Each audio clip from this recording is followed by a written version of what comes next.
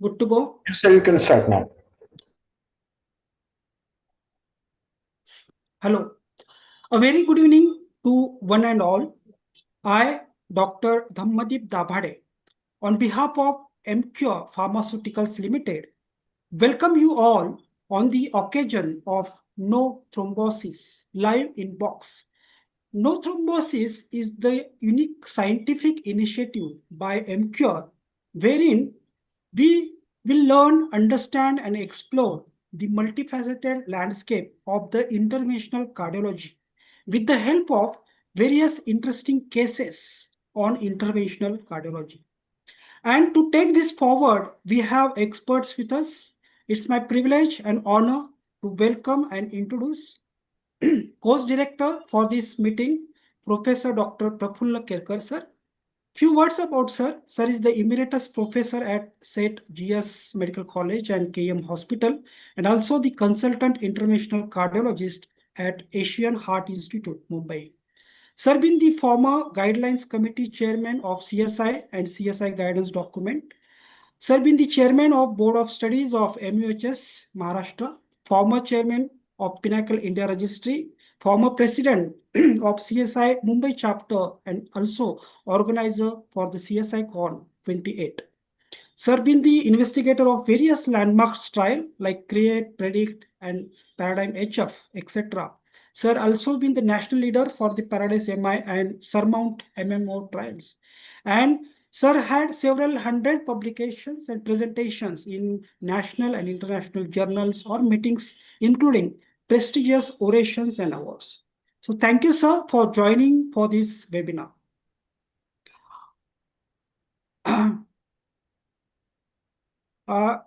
To take it ahead, I would like to now welcome and introduce the moderators for this meeting. Our first moderator, Dr. Vidyut Jain, sir.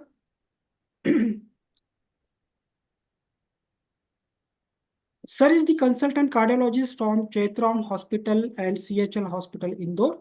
Sir been the past national vice president of CSI, faculty in various forums like ACC, TCT, CAP, national convener for hypertension sub-council of CSI in 2016 and 18, EC member and joint secretary, Indian Academy of Echocardiography, scientific council member for Asia Pacific Society of Cardiology, serving the editorial board member of Asia Pacific Journal of Cardiology and various other journals, and been the abstract reviewer for ESC conferences, been the principal investigator for multiple landmark trials at international levels, and had several publications and book chapters in his credit. So thank you, sir, for joining with us for this meeting. I would like to welcome and introduce our next moderator for this webinar, Dr. R. Rajaram, sir. Sir is the consultant interventional cardiologist from KIMS Sunshine Hospital, Hyderabad. Sir has expertise in the complex coronary interventions, rotational atherectomy, and peripheral and structural interventions. Sir has his area of interest mainly in cheap CTO interventions and electrophysiology, and been the life member of various cardiological societies, including CSI and Indian Academy of Echocardiography. So thank you, sir, for joining to this webinar. Now, I would like to welcome and introduce our two speakers for today's meeting. Our first speaker, Dr. Kuldeep Totavar, sir, who is the interventional cardiologist from Medicover Hospital, Aurangabad. And he will be presenting in front of us a case de novo thrombus during left main PCI. I would like to welcome our next speaker for this webinar, Dr. S. Sadanandam, sir, who is the consultant interventional cardiologist from Sri Ramachandra Medical Center, Chennai. And he will be presenting with us a case on topic, Give Your Best in Crisis. So with that brief introduction of our today's faculty, I would like to read quickly the agenda for the benefit of our audience today. We'll be starting with the opening remarks from our course director, Professor Dr. Prafulla Kerkar, sir, followed by two case presentations first from Dr. Kuldeep and second from Dr. Sadanandam sir. And then we will be having discussion followed by each case amongst the course director and the moderators. And then we will end up with the concluding remarks from the course director and the formal vote of thanks. Last but not least, I would like to welcome all our audience who joined from across the India for this meeting. And I request the audience to put your questions in the comment box. And after case presentation, we will take those questions for the discussion. With that short request, I would like to stop here and would like to, without further ado, I would like to hand it over to Dr. Prafulla Kerkar sir to take this meeting forward. Over to moderator join हुए आप moderator join हुए speaker नहीं join हुए आपके अभी तक हाँ हाँ yes sir, over to you. हाँ Hello. Yeah, somebody, organizers need to mute themselves. Yeah, okay. Thank you so much, Dr. Davade, for those kind introductions. And let's get started without much ado. And as you heard from Dr. Davade, what started during COVID, I think it was, what started as a no thrombosis only seminar, no pun intended, or no, the knowledge of thrombosis, as well as an attempt to eliminate thrombus, okay, by medical treatment. Of course, it was restricted to a lot of discussion, there were didactic lectures, people would give lectures, but then it has evolved into KT live, no thrombosis live. And that means that we are strictly restricting ourselves to interventional cases today and not just thrombosis, which of course is the Achilles heel of angioplasty and real fire when you have to deal with in the cath lab. And thankfully, we have one such case from Kuldeep, Dr. Kuldeep from Aurangabad. So we'll discuss that, of course, but the so during this KT Live seminars, we've done other areas of interventional cardiology, not only dealing with thrombus, but bifurcation lesions. We've done calcium chelate, sorry, not chelating, calcium modifying techniques, etc. So today's seminar is actually theme-wise devoted to the radial access for ACS interventions. Okay, that was the theme actually. But I don't know unless you have recently done something, meaning we could also have discussions. We have eminent faculty, Dr. Vidyut Jain, Dr. Rajaram as well. And you've got such upcoming dynamic angioplasters here, I mean, dynamic young cardiologists who, so what would be the preferred approach? As we all know, and I suppose even the audience might know that we, as a recommendation, radial route is given a class 1 recommendation for primary PCI as well, and PCI during interventions. But how often do we do that as a class 1 recommendation? Having said that, it has got obviously why the class 1 recommendation. We all know radial route otherwise is a very preferred access just to please our and for the customer satisfaction, so to say, the patient satisfaction. And of course, the greatest advantage is that the patient is up and about, mobile early, shorter hospital stays. But the greatest advantage is the bleeding business, yeah, major bleeding, and not only I'm talking in the real world scenario, but also in trial scenarios where properly conducted trials, we've got a lot of those. Matrix is one such trial, Rival is another trial, then you've got Rifle, STX, etc.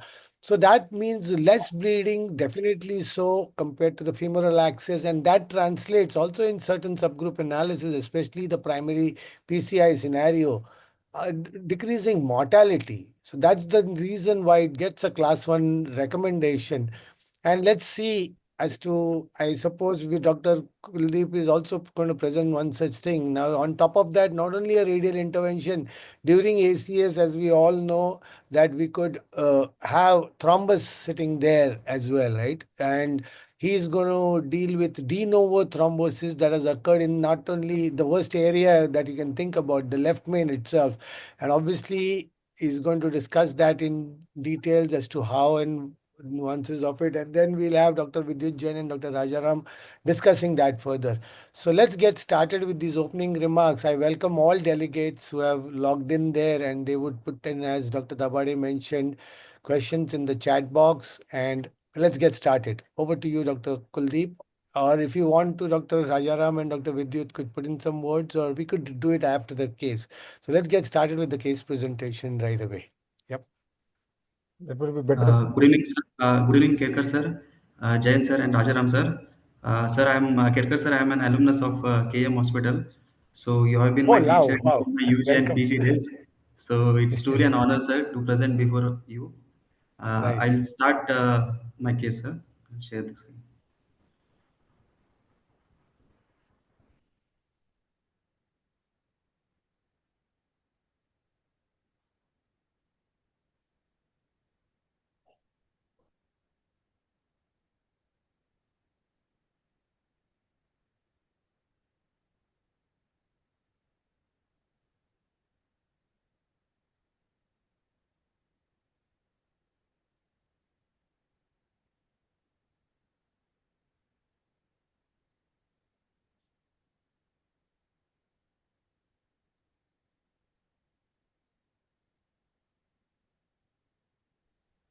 Minimize, sir. Continue. Just Yes. You minimize, can minimize this. minimize. Yes, yes. Yeah, Correct, that's correct. better. Lovely. And now go to the I'm slideshow. not able to see you, sir. That's why I thought. Okay. Yeah, that's okay. Uh, You can get I'll started. So long as you get the Can one make okay, screen, okay, sir. I'll go onto start, a sir. slide. Yeah, get onto a slideshow. We are seeing your, that's better. perfect. Yeah, perfect. We can see everything. You may not see us, but we can see you and you can go ahead Okay, sir. and do it. Good. Thanks. Sure, We'll sure, sir. Yes. we'll mute ourselves now. First of all, thank you, Emcure, for giving me this opportunity to present this case. So I will be starting with my case. So patient was a 72-year-old male. He was a known hypertensive on regular treatment since 10 years, and he had visited Apollo Hyderabad for complaints of chest heaviness on exertion, which was of recent onset with 2 to 3 months of duration. And there he underwent a primary evaluation where ECG was okay, well within normal limits, and ECOG was also, except mild concentric elevation, there was no any remarkable finding. Treadmill test was strongly positive with 2 horizontal ST depressions, which were persisting into early and late recovery at 6 months. His lab investigations were okay. Hemoglobin was 13.4. Renal function tests were within normal limits. He was subjected for angiography in view of strongly positive TMT there, and the angiogram was done there. As we can appreciate in the aleocaudal view, there is eccentric 50 to 60% stenosis in the left main at the left main ostium, and LAD also we can appreciate that there in the proximal LAD. In the aleocaudal view, in the proximal LAD, there is some moderate disease and it appears calcified also. This was the epicranial view.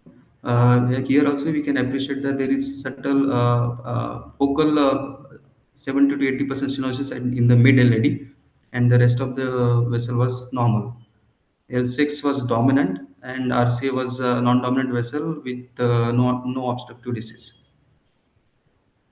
So the patient had come to us with crescendo angina of class 2, which had progressed over 2 to 3 months of duration to class 3, and TMT was positive. Syntax score was around 24, and so we had planned after a discussion with the patient and the relatives, we had planned for an IVAS guided left main and LED PCI with debulking strategy after the imaging. So we went ahead with wiring both the vessels, and then we took a IVAS run, and this was actually run from the proximal LAD. So there was around 170 degree of calcium arc, superficial and deep both in the proximal LAD. And then distal LED also, distal LM also had calcification, but there was a fair enough landing zone in the shaft of the LM, and the ostial left main also appeared to be the area was significantly less. The area at the minimum lumen area at the left main ostium was 5.1 millimeter square. Distal left main, there was a landing zone in the distal left main. It was there was some plaque burden, but not so significant. And the ostium of the LAD was also relatively free of disease. So we went ahead with the pre-dilatation of the mid LAD lesion Medullary lesion was dilated with 2.5 into 15 at 16 atmospheres. And as a routine, we just took a shoot because patient was complaining chest pain. So in the cranial view, we didn't appreciate much, but in the caudal view, here we can see that there is a healing defect at the distal left main and the ostium of the circ. Yeah. Here, actually, this we just started the case and we had done only IVUS, and after mid-LED predilation, we had this thrombus. ACT was also done, which was fair enough, 290 milliseconds, and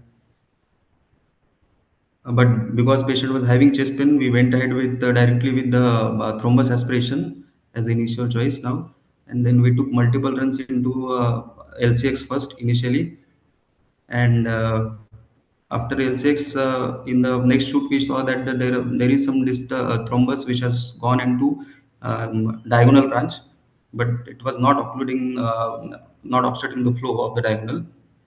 Then we took thrombus aspiration runs into LED also, because there was some thrombus in the mid LED also.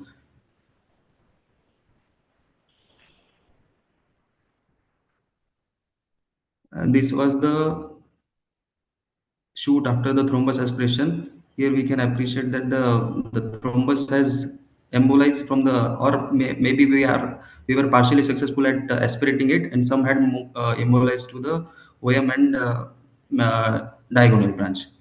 The diagonal here, we can appreciate that the flow is not good.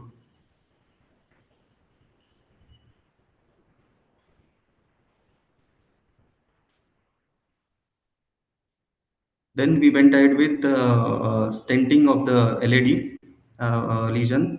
There was a proximal to mid-long lesion, so we went ahead with the 275 into 48 expedition according to distal reference size. And this was immediate shoot after the stenting. The post dilatation was also done with 3.5 in the proximal segment and 3 in the mid segment. Then we went ahead with the ostial Wolverine cutting balloon inflation at the ostium of the left main.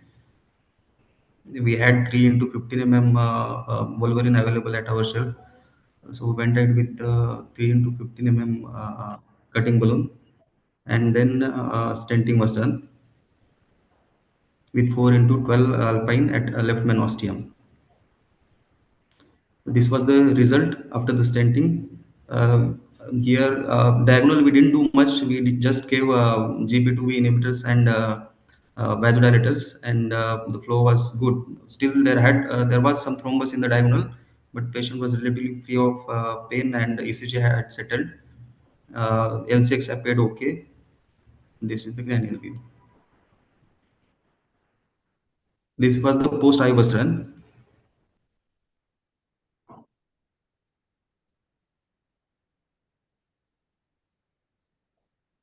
So here the stent was well opposed and expanded. The MSAs were quite improved after the post dilatation with 3 and 3.5 in the LED stent, and left main stent was post dilated with 4.5 and played with the same balloon 4.5 into 10 NC. The area at the ostium of the left main was 14.4 millimeters of square.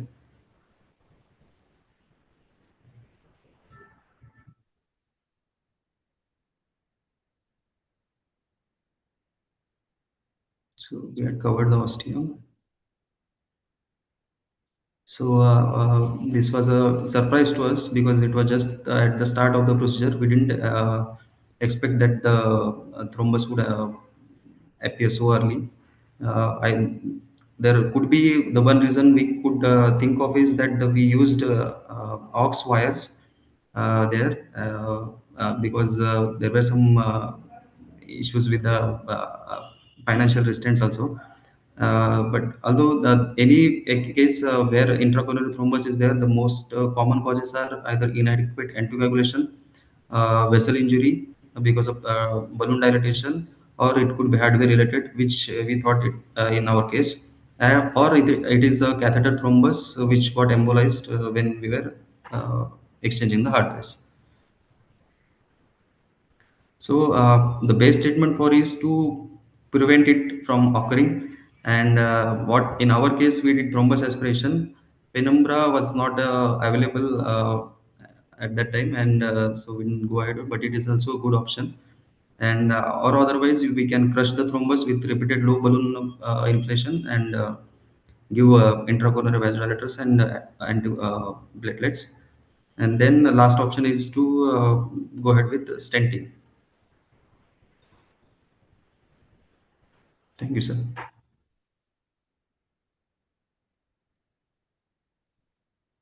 Well, that's an excellent bailout that you've done, but obviously you could not figure out, despite the fact that you had imaging, because you'd already stented it. So the injury you could Yes. not obviously make out an injury related, whether there was a thrombus that formed and that went and lodged at the bifurcation. That is one thing, or whether you, whilst wiring the circ itself, but that was even before that you got it, right? You just balloon dilated only Yes, distally. sir. Just we wired Probably. initially both the vessels and then balloon dilated the mid-LA lesion. That's it. Right. So with just that mid-LED lesion balloon, this thing that you did, I don't know where the thrombus came from, unless it was a guide catheter induced injury and that caused it. That's one thing that one can think about also. And of course, one thing as far as Oxford usage is concerned, there was ever since when in good old days when we were just doing POBAs also, the only thing that to not reuse was, at least as a teaching, we used to tell people also, and we ourselves also used to follow it strictly, was never to reuse guide wires.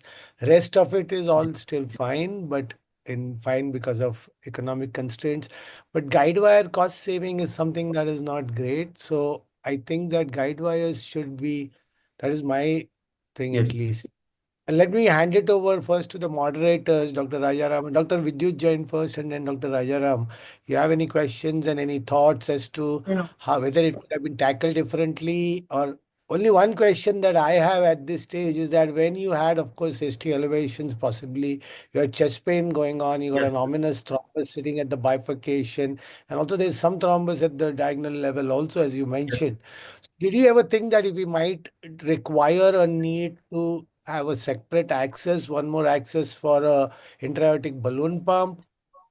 So for instance, if you were radial here, that was the theme of Yes, the sir. meeting. If you were radial and say you had decided to do an ad hoc PCI on him, or that you had taken him up for an ACS scenario with a radial route, at least that's one thing that I would first think about as soon as you see left Yes, main sir. Yes. thrombus. That if God forbid, if something were to happen, then all said and done, all the trials, be it, we do not have impellers and stuff like that with us, but at least an intra-aortic balloon pump access should be in place, is what I would say. So that's the first. And of course, this colleague could go take that punctures while you are aspirating, doing everything. Correct, correct. Yes, sir. Yes. So, because he doesn't give you much time But then after that.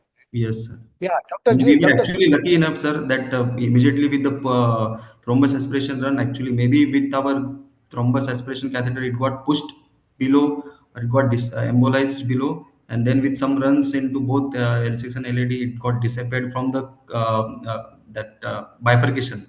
So we Exactly. were happy That with it. was a lucky thing that you didn't have to do Yes, anything across the circ. And yes. one more thing I was going to ask you is, did you manage to get any stuff in the fresh thrombus or something in the aspiration catheter afterwards when you injected into the gauze piece or something? Uh, Get Not anything much, or sir. not There much? was It was some, but just not daughtering. significant, sir.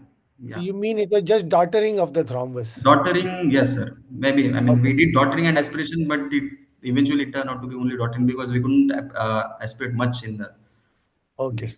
That's Yeah, good. Yeah.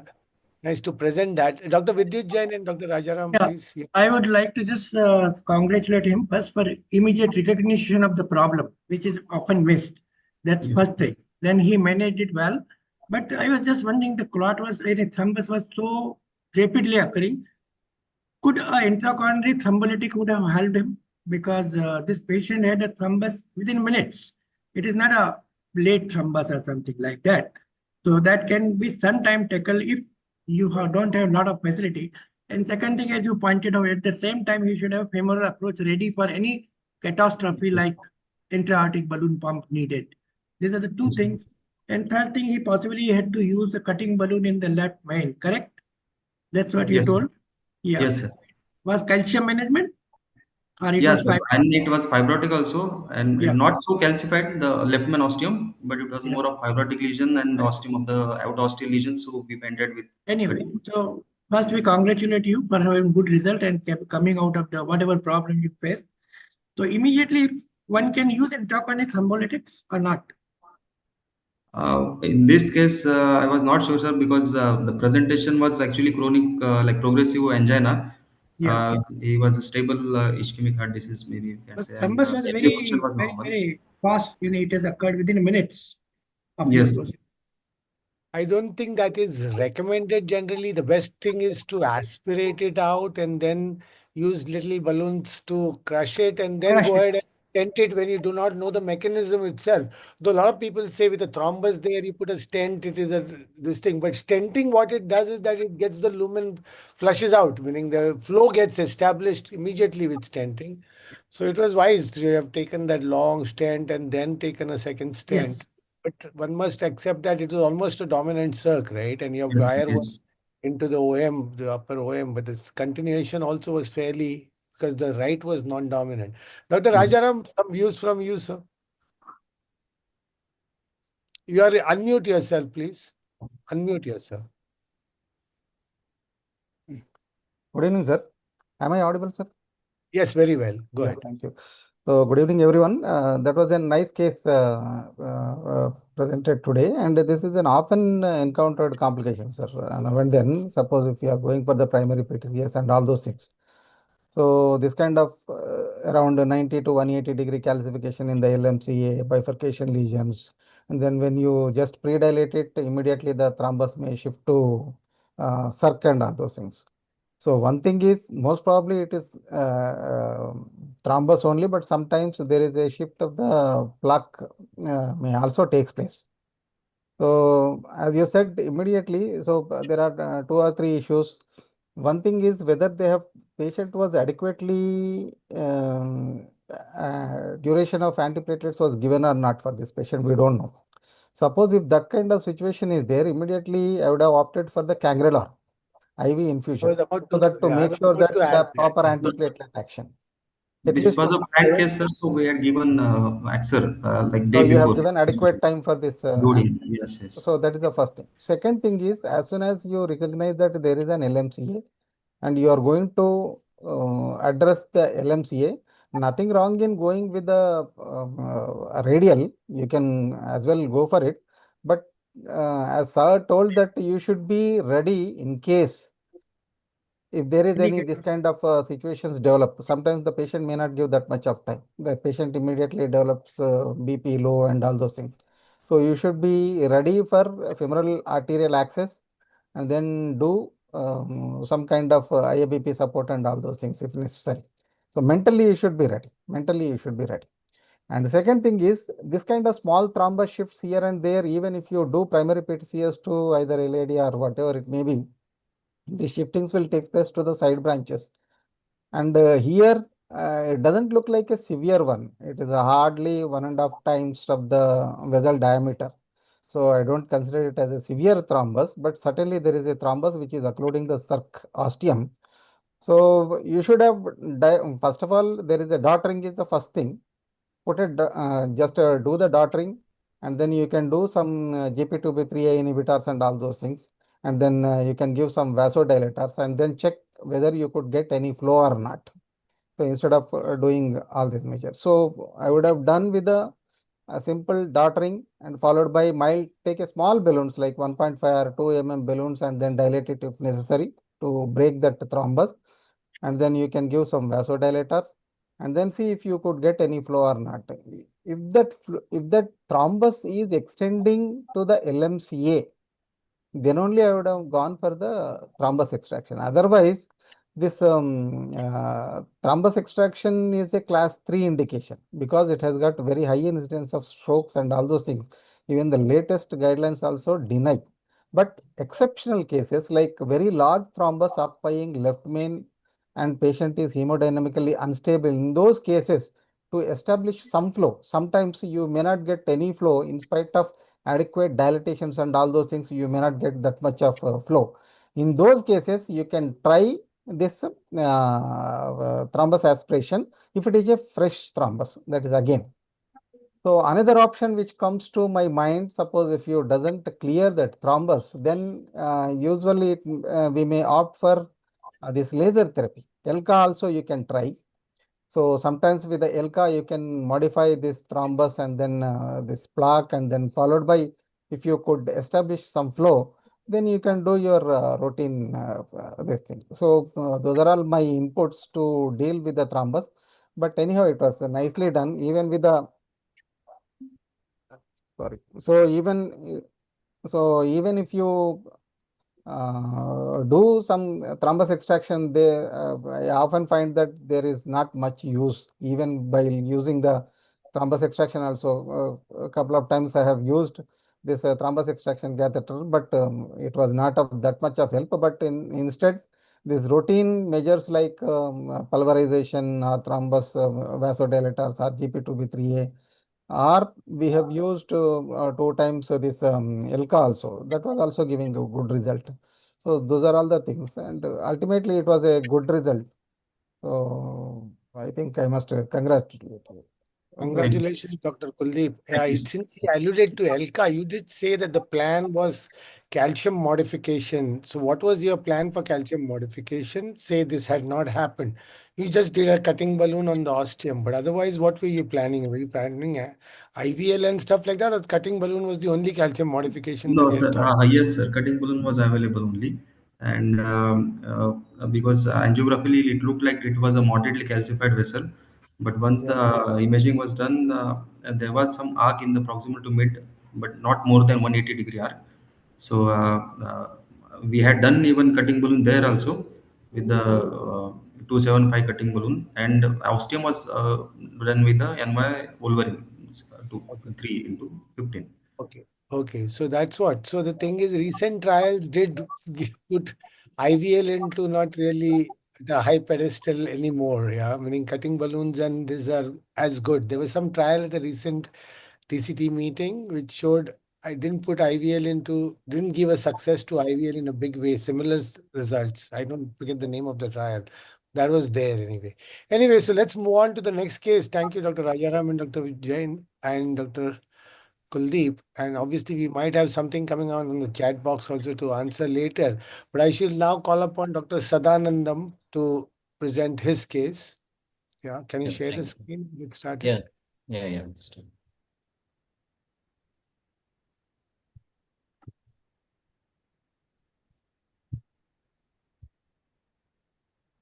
So, good evening, everybody. I'm Dr. Sadanandam, Professor of Cardiology from Sri Ramchandra University, Chennai. My topic, as per the Dr. somebody called from, and they told about presenting of a STEMI. That's what the topic given to me. So, I'm going to present a topic on STEMI only. Here is a 59-year-old man, diabetic, presented with antrol-MI, and he had a moderate LV dysfunction. Unfortunately, he had an hypotension during the presentation itself. So we have to consider this cardiogenic shock, not responding to any inotropes.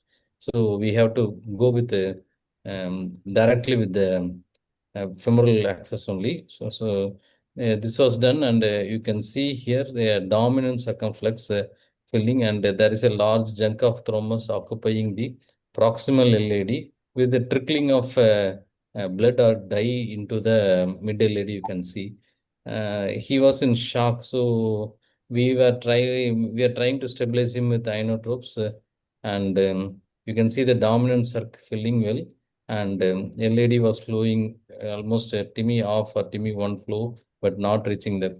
These are the thrombus thing which we observed here.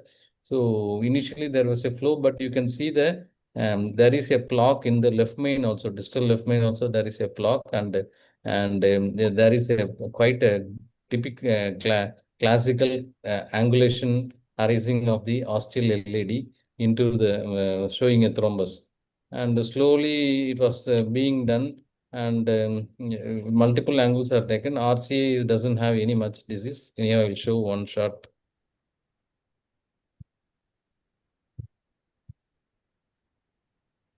there is a mild disease in the small branches of RV, and we have to go with ABP support for controlling the thing. There was a difficulty in negotiating the wire, so I went anyhow because of Levman disease and the dominance of the circumflex. Always I try to have a supportive wire in the circumflex in case if you need to do a final kissing balloon, we need if there is a block shift in the circumflex, dominant circumflex, that time I should not struggle. That's why, yeah, generally we make it as a policy to put a wire the circumflex in case of even in the time of emergency also. You can see I am trying to negotiate the wire across the angulated segment with the normal workhorse wires like run through and whisper wire, which we are not able to cross. So multiple attempts has been done, but it is going either to the earlier OM or Ramus intermediates, whatever you call it. It was going to those small branches only, but we are not able to enter that thing. Though I am able to catch up the ostium of the LED, it was not able to think. We can see the IABP being operated meanwhile from the other axis of the femoral artery. Finally, we have to take a fielder XT wire because fielder XT wire is a wire which slides into small places also.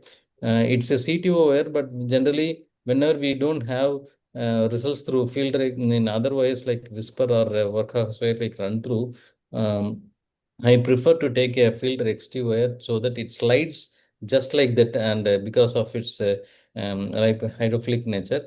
And so this one we have crossed the lesion. And again, we were thinking whether should we go for thrombosection or should we go for ballooning, I mean, daughtering of the vessels. And because of the dominance of the circuit, we have previously lot of operators have faced spillage of the thrombus into the circumflex, which was a undiseased segment in the undiseased segment. So we decided to directly dilate the ostial LED after daughtering. So we started dilating the ostial LED, and now we are able to establish some sort of a TME2 flow in the distal LED with the branches like septal and diagonal branches started filling.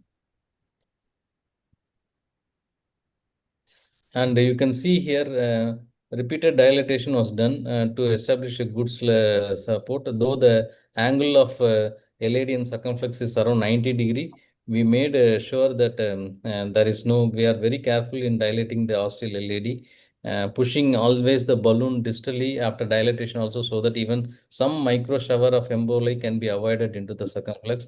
And if we took a cranial shot where it was showing the diseased segment in the LAD ostium also, though RU caudal doesn't show anything, but in cranial view, if you see, there are diseased segment in the left main ostium also. So this was taken for assessing where the stent should be placed. So multiple segments, multiple shots were taken, and we decided to go ahead with the stunting of the from the ostium level, because in the middle of the body we don't know where to stop, and there was some suspicion of ostial involvement of the left main also. So we kept 1 or 2 steps away from the ostium, positioned it exactly in the left main, and started deflating with a single stent strategy. I went across crossed through crossed across the carina into the left main. A single stent was used, and there is no diseased mouth of the ostium of the circumflex, as well as there is no spillage of the thrombus or plaque shift was there. Hence, we went across the left main to LAD, and after checking a shot, then circumflex wire was inflation. Circumflex wire was nicely withdrawn without any hindrance. And again, repeated dilatation was done in the left main to LAD decision. Though we know part is very important, but because the same balloon has been used and it is an emergency, I went ahead with the repeated dilatation with the same balloon, then post-dilated with the smaller balloons after doing a part also. You can see the IVUS run here. IVUS shows a now only it's going to start a well expanded stent, a well opposed stent also. And when it comes to the left main, you can see it's yeah, it's now it's the stent is well opposed. And one thing is, when we come into the ostial LAD as well as in the left main disease, the plaque burden was still more than 30%.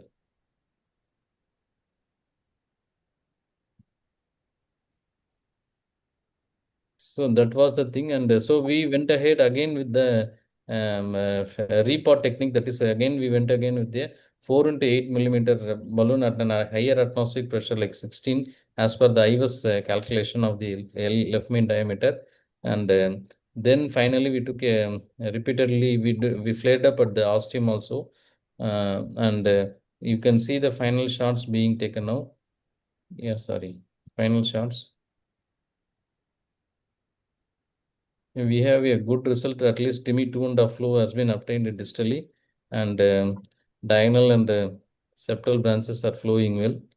And next day we removed the, you can see a well expanded left main to LED stent, typically showing a broad left main with LED, also expanded LED segment stents.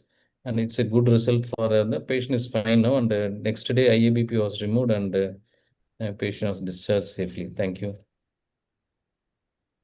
Well, Dr. Sadanand, that's an excellent case, and actually it points out to a little bit of a discussion we had with Dr. Kuldeep also about keeping an access for the IBP. And in your case, you were radial by approach, Yeah. but then you went. Why did you choose to do the angioplasty also through the femoral?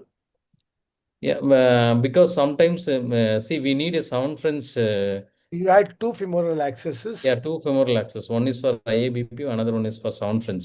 Radial, I'm not comfortable with sound French. So though a lot of people are doing with sound French also, and spasm and other things, the caliber of radial is not though so good. It's a dominant circumflex. So I want to keep things prepared in case there is a clock shift. I have to use two stents strategy. Means sound French catheter is better than a 6 French approach. Okay, fair enough. So Slender you sheath, had, yeah, slender sheath is there. I agree, but why you want to why struggle? did you went radial, right? So Yeah, you went radial yeah. for a diagnostic in Diagnostic. an primary PCI scenario. So I'm asking you as to what was your antiplatelet regime on board, and meaning why did you go radial? You expected in a shock situation what kind of a disease? Okay, No, by the ECG and echo showed ECG and echo showed mid-segment involvement, mid LED, I mean, mid-septum, mid-antral involvement. So we were thinking that some sort of proximal or mid-LED involvement. After checking the angio, we was very shocked to see involvement of the ostial LED complete occlusion with the extension of plaque into the left main also. Okay, so now as this thing, you spent some time. Of course, you must have kept the metrics going about your what is important to understand during radial also is the fact that the radial axis itself, from going from there, going to being able to perform a PCI through the radial itself. But by and large, you would have done the PCI itself also through the radial in this situation. Generally, Or because it turned out to be a left main bifurcation, I agree that yeah, a sound French. circumference Only axis. the only thing which made me to switch over to is sound French catheter. Slender sheath sometimes it may not be adequately enough for the radial artery, especially for Indian women. And in case sound French, we need a left dominant system. I'm very careful. If needed, means we have to take two stents to do a final bifurcation. So sound French catheter is more. I'm very comfortable with radial. I mean, femoral than the radial. So the wiring wise, again, you chose to wire the circumflex first. Your culprit is the LAD, right?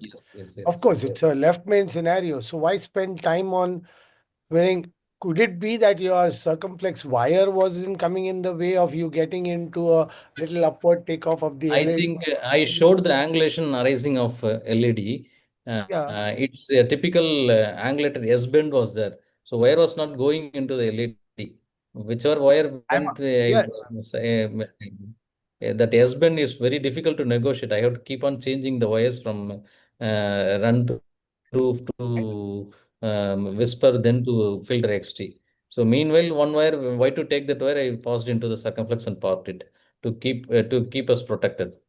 Okay, but it was not primarily you tried to wire the, what I'm trying to impress upon the audience Yeah, as well. and everybody I would will first rather try go to wire the to first wire the culprit, culprit. that's. Yeah, everybody wants to wire the And culprit. just a little balloon dilatation gave you all the flow. Gone was the thrombus.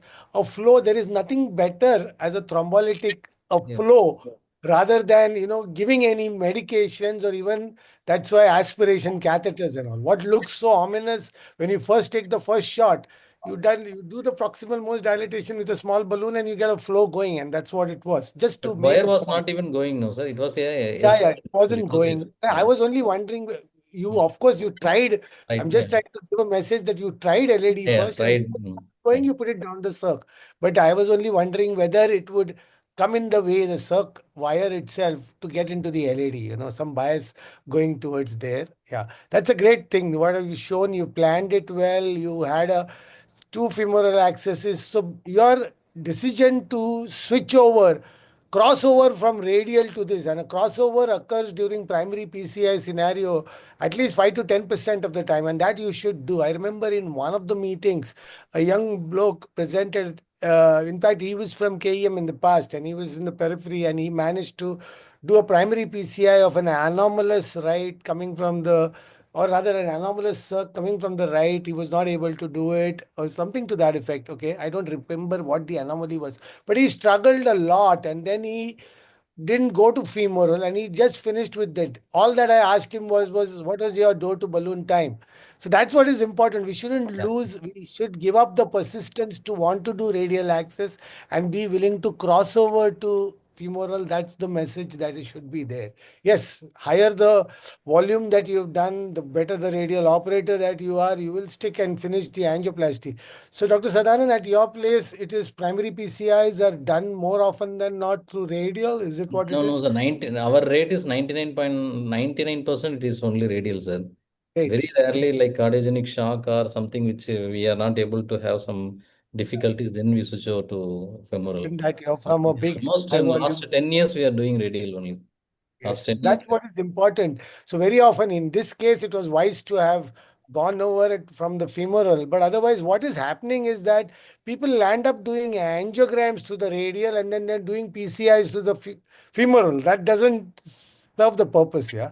Here there was a valid reason to shift. And what you say that you choose radial access, it has got its own benefit. Before you joined, also we were discussing the benefits of a radial access PCI versus this thing. It's as safe, or in fact, bleeding wise better, access site complications wise better, and in certain trials also translated into mortality reduction as well. And that's why it gets a class 1 indication to do a radial PCI for primary PCI. So, Dr. Rajaram, you have something to say Yeah, about, I and have a Dr. suggestion, Vidyut sir. Jain. In this case, suppose I would have done like this. Suppose if you are facing any difficulty in wiring, because that is angulation is very acute angle. That LED ostium is a very acute angle. So second thing is there might be some fibrous or fibrofatty lesion or some calcium nodule might be there at the ostium. In those cases, we face lot of difficulties. Sometimes it is not possible to enter. Luckily, he has entered. But usually what I do is I will go with the micro catheters. One is super cross. You can take a super cross because it has got an angulation. You can easily go into that situation. So one is taking up the supercross. Suppose if you don't have the supercross, any other dual lumen catheter you can try, because already your circ wire is there. Already your circ wire is there. So over that you can pass your dual lumen catheter and then you can negotiate your other wires. So that is one suggestion which will make you your radiation and time a little bit lesser. Double lumen catheters, what is the thing is, if the bifurcation is very adjacent, might be you are telling that your choice of catheter will be good. Here you can see a wide angle and the circumflex goes exactly down and the LED goes exactly upwards. The bifurcation point is so wide that I don't know, even the dual lumen catheters may help. No, no, you will make the tip bend, no sir. Suppose if you make an acute bend to your wire, after once it comes out of the lumen, it will take its own shape. So you can try that. So Yeah, those yeah. are the two Always dual suggestions. lumen catheters are good, but whether this will work for this type of broad wide division of bifurcations. You can. We would have tried. Yeah, it's a good Yeah, option. so these are the two things which comes to my mind. Suppose if you don't, suppose if in spite of that, if you don't enter, what are your chances, sir, in this case? Prayers only. No, Retrograde. the Yeah. So thing is that retrograde also you can try. no, So the other suppose thing if you is are that confident, what suppose if you are confident, if you have tried once or twice, you can try through the right coronary artery and then you can do the retrograde, because that is an ambiguous gap. Sometimes we may have this kind of situation, because if it is severely calcified, severely fibrotic, elderly, 80 years old male, sometimes we feel we face lot of difficulties. Though patient comes in acute MI, you can have a try there, but these two things, most of the times, 99% of the times, suppose if you take either supercross microcatheter or some kind of dual lumen catheter, Stingray, yeah. so those that will help you in crossing that lesions. so very often to wire that LAD, you need the guide catheter going little inwards, right? A shorter curve. You might want to face towards LAD Yeah, better. The circumflex wire would actually come in the way of your wire, the LED wire going upwards into the LED, right? The circumflex wire already wired, therefore it could become difficult also because the way your guide catheter would face.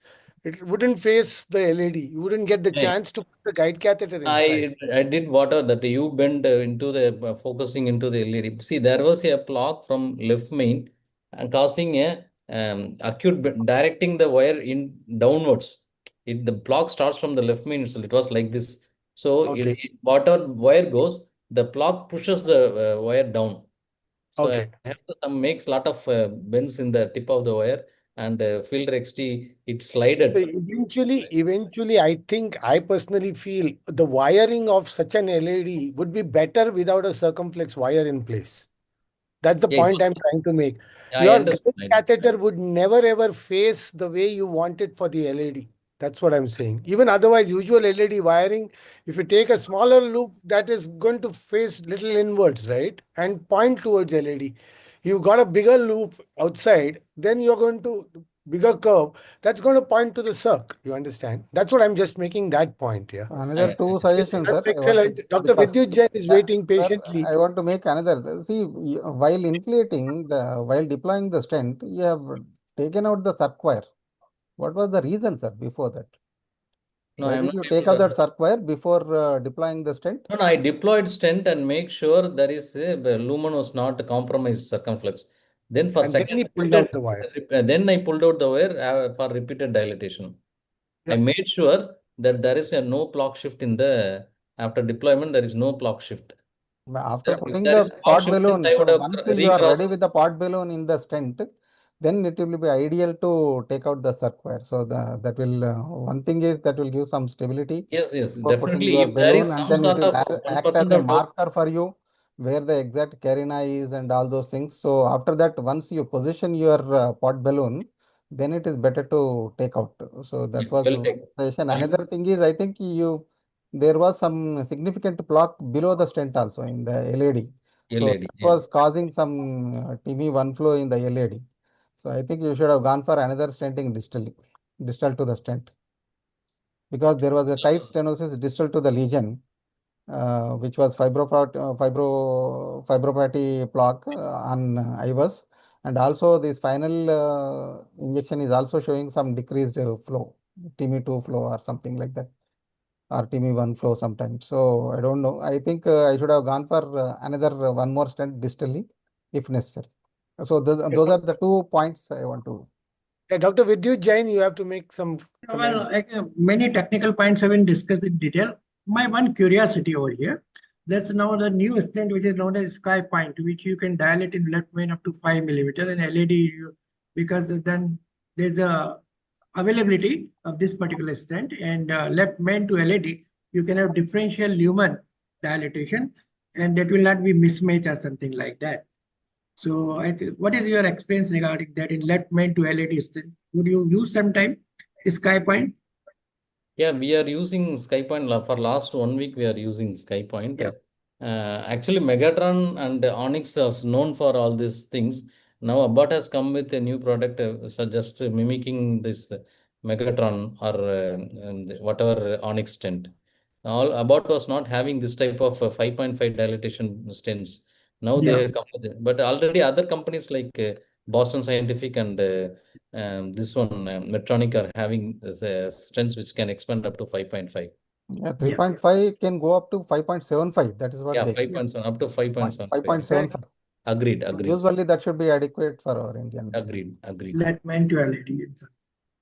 So that has been very exciting that you have to be dealing with such radial route, then switching over to this thing. Now, Dr. Rajaram mentioned, One sorry, Dr. advantage nowadays we have is ultrasound guidance. Previously, we used to Exactly. keep our ultrasound guidance has reduced the number of bleeding complications.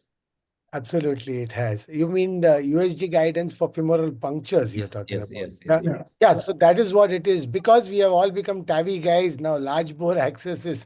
So USG guidance, or otherwise, if you do not have a benefit of audience, I can say there are some of us who believe in just using a micro puncture basically and doing the puncture, because we always stick anterior to single puncture. We do that, but and then do a just to see the bifurcation. It becomes very important in a large bore access, isn't it? So with a micro catheter itself, with a micro puncture needle and the micro sheath itself, do an angiogram and look that you are above you are well away from the bifurcation. Then you are good to even go ahead and need not require it for people who don't have it. For instance, let's ask of Dr. Kuldeep, because you mentioned finances. What is your access preference when you do a femoral, or even for that matter, radial? Do you guys ever use USG guidance? No, sir. Actually, UAG guidance, obviously, when we are planning for large bore access, we do use. But generally, routinely, even at our center, most of the pieces are done through radial only. Even in this case, I thought I would have gone with radial only because I had access already, and to save the time, because UAG guidance again will take time to crossover. It takes times to decrease that dual to balloon time. I would have gone with radial only because there was no anatomy disturbance in the subclavian or innominate, so we can go ahead with radial angioplasty itself. Femoral UAG guidance we use only for the large bore accesses, like if you are using 8 French or more than 8 French, What but so not Dr. routinely. Sadanand, I believe, is making a point is that you routinely do a USG guidance, then you don't take time in the lab. You Yeah, understand? Yes, So it's yes. like, yeah, if you get True. used to doing it, it's just like the radial way, right? The volume of cases matters, and you can potentially increase the volume of your cases of wanting to do large bore subsequently by almost always doing a USG guidance. It's very hard, at least for us old school guys. I don't know what Dr. Vidyut Jain does, but I am like so comfortable with a femoral, and Yeah. the Because youngsters come and they want to we do a start, USG uh, guidance, we, and we started this femoral in our career. So we feel it is always fast to do for ourselves. But as you mentioned, large bore entry and the trauma is also equally important. exactly. So we must make it a habit. We need to change from our resistance to use what you call a USG guidance when it's available. You should almost always do that. Helps you to, subsequently get to the large bore accesses, right? And prevent groin complications, and then be in competition with the radialists to say that my femoral complications aren't much. Yeah, right. So that's how it is. So I suppose we are come to the Ah, end of it all. Are there I any am questions? I am a railway man, so always we used to do in femoral. After shifting to Ramchandra last 10 years, I almost stick to radial. And now back to femoral, I felt, see, initially when my juniors are doing ultrasound guide, I felt these people are jobless for just doing. But definitely, as sir said, you have to unlearn and relearn ultrasound guided femoral access so that you will make it fast in terms of emergency one. Second thing is nowadays TAVI and the structural has grown up like anything. People come and ask for TAVI rather than we pushing for TAVI. They come and ask, I don't want a scar or I don't want a thing, I want TAVI only. So those type of patients are coming nowadays. So and definitely ultrasound guidance is very Very, very useful. important. Yeah, yeah. Very important. We must make it a practice. At least Dr. Kuldeep, you should get into that. Yeah. Yes, sir. Yes, sir. Sure. Anand is fairly old hat in the sense you've been 10 years at Ramchandran, so you obviously are a high volume guy in terms of radial. So you mentioned 99% radial PCI for primary PCI. What about Dr. Rajaram? What is your lab Yes, sir. PCI? We Primary always, PCI. Primary we always PCI 99% only radial, sir. only Unless, radial. Yeah. yeah, unless it is very large bore is required more than 8 French and all those things. That's a Then good only we message go to for give. the femoral. Otherwise, no, only radial. Either if So what not is right class radial, it one is in left the radial also. We will go for it. So what is class one in the Western world is class one with you both guys. Yeah. What about Kuldeep? Primary PCI access is radial always, or is it Most of the time it is radial only, sir. okay? Only if suppose we are not able to get it in 1 or 2 attempts, then obviously we go ahead with femoral. Or suppose doing angio, there was anomalous subclavian or there is tortuous vessel, then we will, rather than wasting time in engaging the coronaries, we go with femoral. I was just pointing out that where you would prefer radial, where you would not prefer radial is one case that Dr. Sadanand showed. Yes, Yet sir. in a shock state, I would not go Yeah, in there. a shock state, we would have gone You initially did go temporarily because with you are a the. 99.9% guy, so it's fine with you. But otherwise, that's one area. The other area is a post CABG status patient. And has come with a STEMI, so then we would, with an any ACS, then we would almost always go femoral. These are the two absolute indications to go femoral and not radial in an ACS situation, at least in my lab. Yeah. So, Doctor, the other two winning moderators, you want to add some word? Otherwise, we can wind up. I suppose we are past Yeah. 10 minutes past what we have done. So, for the audience, we've had a very excellent discussion. First, Dr. Rajaram and Dr. Vidyut Jain and Dr. Rajaram, could you add some teaching points, what we got out of here, and then I can just I think wind it up. well covered topic. No. Well, almost well covered, sir. This is a common topic. In fact, the left main in acute MI situations is very intriguing situation. So sometimes what to do, what not to do, and all those things, that is important. So I think in acute MI situations particularly, you should simplify the procedures. So if you simplify the procedure, then you are safe. Most of the times, patient is also safe. So I think like our first presenter, nicely done. Simple thrombus, he has tried it. After that, simply has gone for the provisional stenting and then came out. So that should be the procedure in acute MI situations. It is not like the elective cases and all those things. So I think that point should go into the viewers, sir. Yes, that's a very good point you make that in an acute MI situation, the clock is ticking and every minute matters as far as you save lives, more lives you save, the earlier you do. That is the thing that should always, always be there. Otherwise, you can take your time, do retrograde, do antigrade, whatever you want to. But in an acute MI situation, you have to come out with an open artery with a TIMI3 flow. That's what you are aiming for, and that should not be lost. And that's where primary PCI scores over lytics, yeah. And the ego should not come in the way to crossover because the crossovers, even in these trials from radial to this, meaning all the ACS trials also, has been close to 5 to 10% crossovers, that way. So, but our scenario also, we should be willing to cross and you should keep your time limits. Time limits, I suppose there is nothing there on the trial basis, but otherwise, recommendation wise, I would at least recommend not more than 5 minutes on a radial artery access or otherwise, and then simply go ahead, do the femoral and give him the perfusion first. That is what is the thing. And on that basis, we can, I think, wind up excellent. Both the speakers deserve a big round of applause. Though there is nobody to tell the applause, but we'll give you a big round of applause. Thank you, Both sir. of you have Thank you so much. awesome job, and really it was a very interesting discussion with good points coming in from Dr. Vidyut Jain and Dr. Rajaram. And I will hand over to you, Dr. Dabade, to give the vote of thanks. Thank you, guys. Yeah, I want to say a word of thanks. So it's always we see you in big screens, sir. So now the election people have provided us opportunity to interact with you directly, like stalwarts like you, Dr. Rajaram or Vidyut, sir. So it's a good opportunity for us to interact with the giants. So I thank really the election people who provided us this opportunity. I thank all the seniors and teachers who added lot of learning points to us. Thank you. Really, I learned a lot today. Thank you. Thank you. Go ahead, Dr. Dabade. Those kind words from Dr. Sadanandam actually means a lot to us.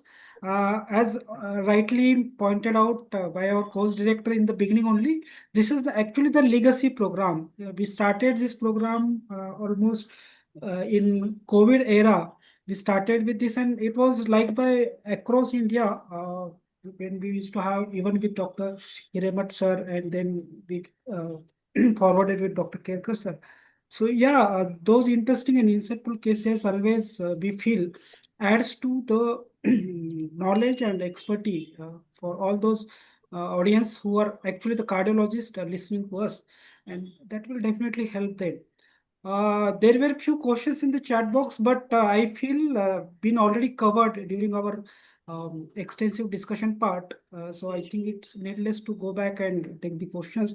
So with permission from our course director, Kerkar sir, we would like to conclude this session. But before the conclusion, let me officially show my deepest gratitude once again to our esteemed course director, Professor Dr. Profula Kerkar sir, for nicely directing throughout this webinar and taking the program in a very successful way.